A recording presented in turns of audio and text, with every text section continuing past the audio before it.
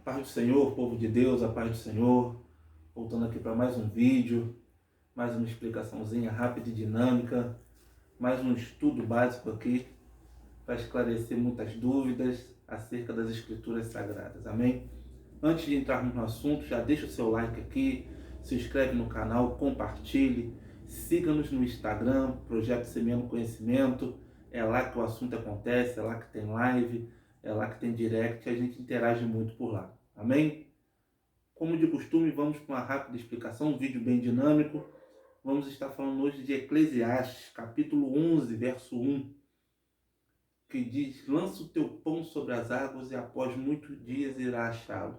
Vamos entender que pão é esse e que contexto Salomão disse isso? Amém? Capítulo 11, verso 1, estou usando a Almeida século 21 como Bíblia de estudo e vou estar lendo exatamente o que está escrito aqui para vocês. Amém? Lança o teu pão sobre as águas, porque depois de muitos dias o reencontrarás.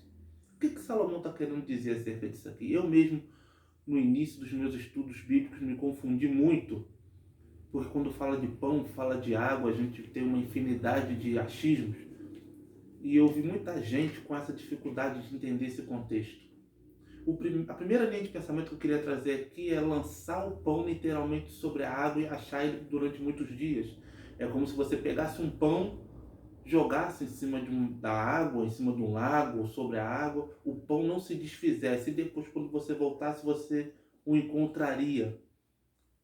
E não é bem esse o contexto da sua provisão não se desfazer ou de Deus preservar aquilo que você lançou sobre as águas, se caso você tenha perdido. Não que Deus não faça isso, mas eu quero explicar para vocês o que Salomão quis dizer aqui.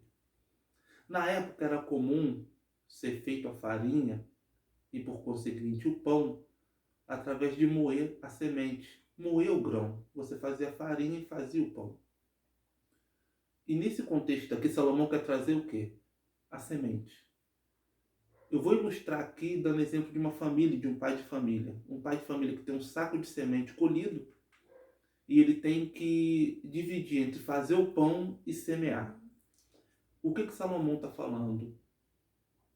A mulher pega, amassa a farinha, vai tirando a semente do saco e o pai, quando vê que não é mais tempo de fazer o pão, mas é tempo de semear, ele pega aquela semente e, após o período de chuva, de alagamento, ficam algumas poças no terreno onde é lançada a semente do plantio, e o pai pega aquela semente que era amassada para fazer a farinha, para fazer o pão, e lança sobre aquelas poças d'água, e depois de algum dia aquilo germina e ele acha onde ele encontrou a semente, e ali começa o cultivo, começa o tratar daquela semente que vai virar outras sementes e vai virar pão.